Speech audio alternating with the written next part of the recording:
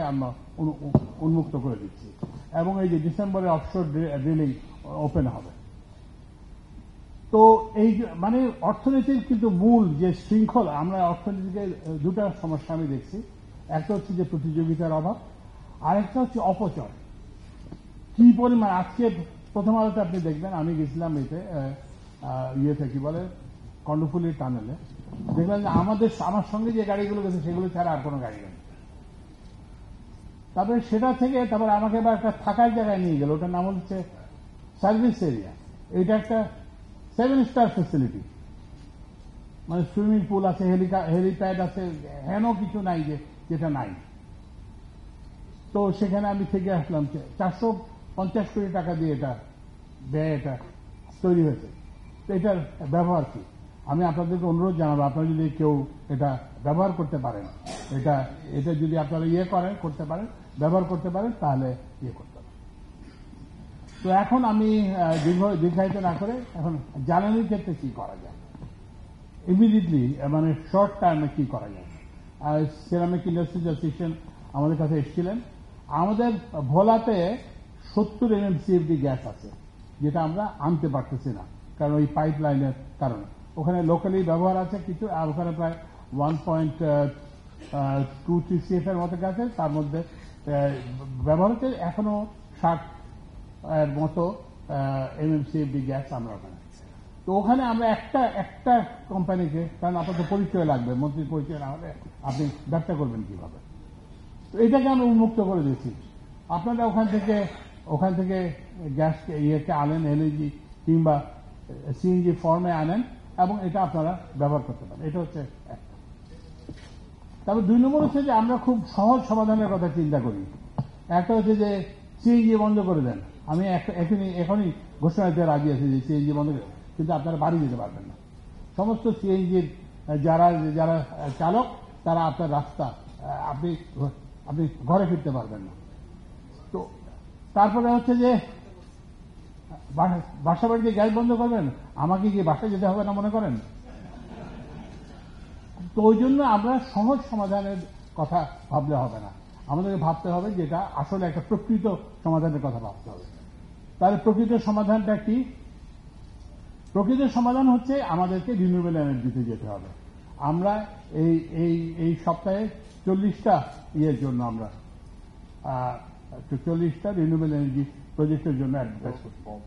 লোকে বলে যে জায়গার অভাব, এটা একদম সম্পূর্ণ ভুল তথ্য। আমি ইভেন যে সরকারি প্রতিষ্ঠানগুলো যে আমি এই যে ধরেন যেটা বললাম যে এই যে 7 স্টার রিসর্ট, ওটা কত 100 না 150 একর, ওখানে আপনি রিনিউয়েবল এনার্জি তো ইজিলি করা যায়। সরকারের অসংখ্য জায়গা আছে, এই যে রেলের পাশে সব জায়গায় করা যায়। তো ওই জন্য আপনারা কিন্তু এই জন্য যে রিনিউয়েবল কিন্তু আমরা বড়ভাবে যেতে হবে।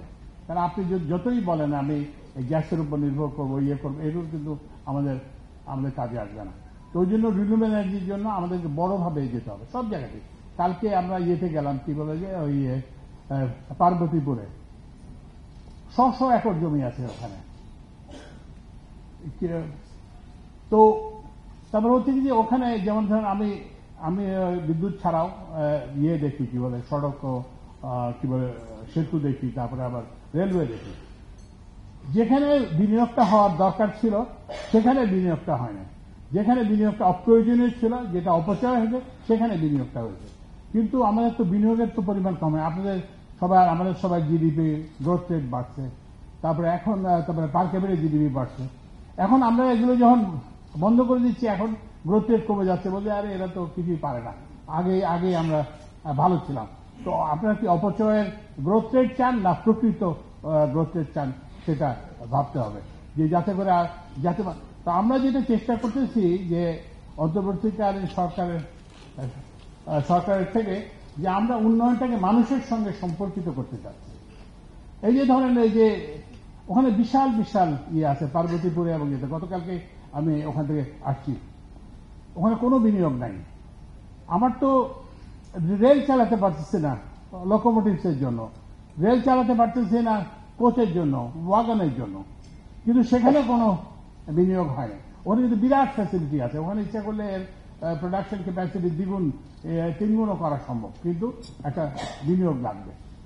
তো ওই জন্য আমি আমার বক্তব্য আর দীর্ঘায়িত করতে চাই না, কিন্তু আপনাদেরকে যেটা বলতে চাই সেটা হচ্ছে যে আমরা এই অন্তর্বর্তীকালীন সরকারের পক্ষ থেকে আমরা যেটা চেষ্টা করতেছি, আমাদের অর্থনীতিটা যেটা শৃঙ্খলিত অর্থনীতি, একটা ক্রনি ক্যাপিটালিজম যেটাকে বলে, সেটা থেকে মুক্ত করতে আপনারা আশা করি এটাতে অংশগ্রহণ করবেন।